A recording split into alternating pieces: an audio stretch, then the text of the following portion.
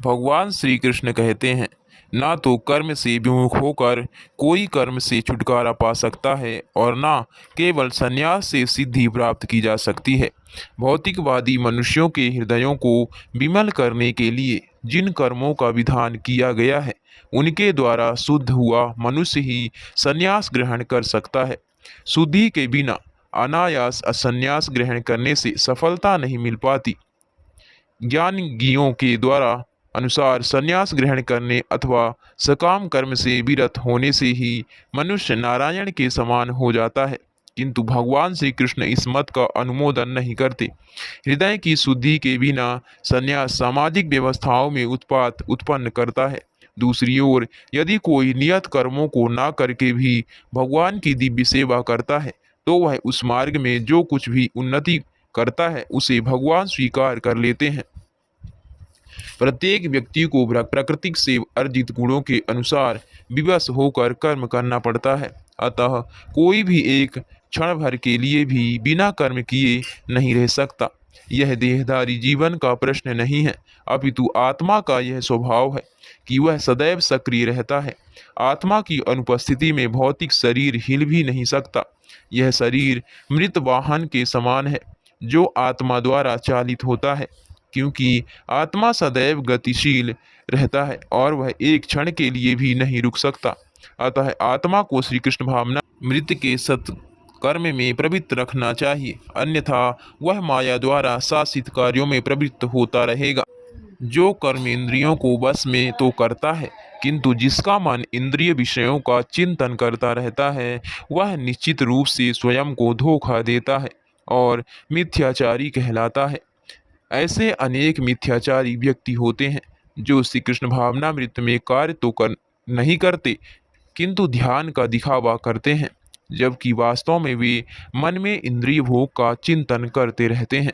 ऐसे लोग अपने अबोध शिष्यों को बहकाने के लिए शुष्क दर्शन के विषय में भी व्याख्यान दे सकते हैं, किंतु इस श्लोक के अनुसार वे सबसे बड़े धूर्त हैं।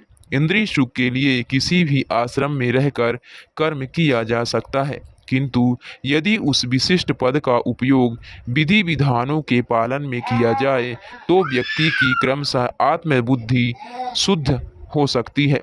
किंतु जो अपने को योगी बताते हुए इंद्रिय तृप्ति के विषयों की खोज में लगा रहता है, वह सबसे बड़ा धूर्त है।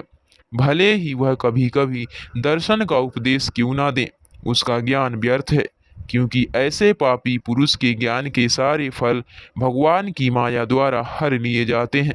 ऐसे धूर्त का चित्त सदैव अशुद्ध रहता है, अतएव उसके यौगिक ध्यान का कोई अर्थ नहीं होता।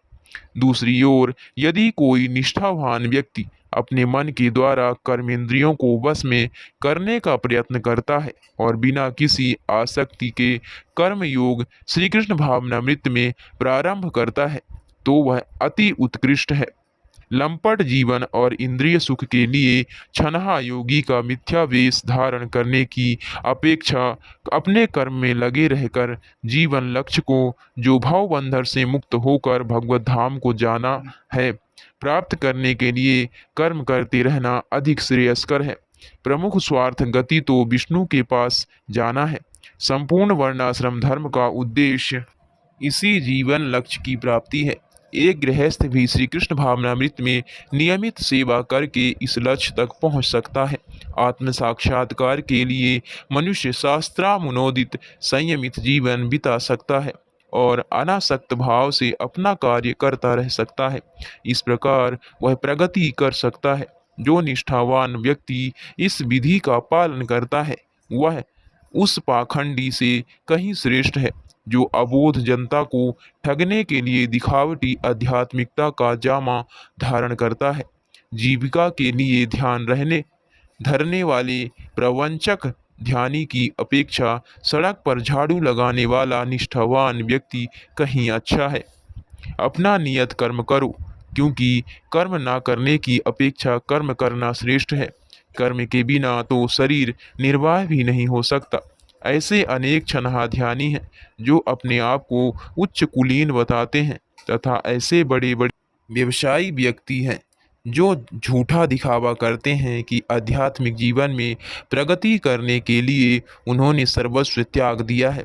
श्री कृष्ण यह नहीं चाहते कि अर्जुन मिथ्याचारी बने, अपितु वे चाहते थे कि अर्जुन क्षत्रियों के लिए निर्दिष्ट धर्म का पालन करें।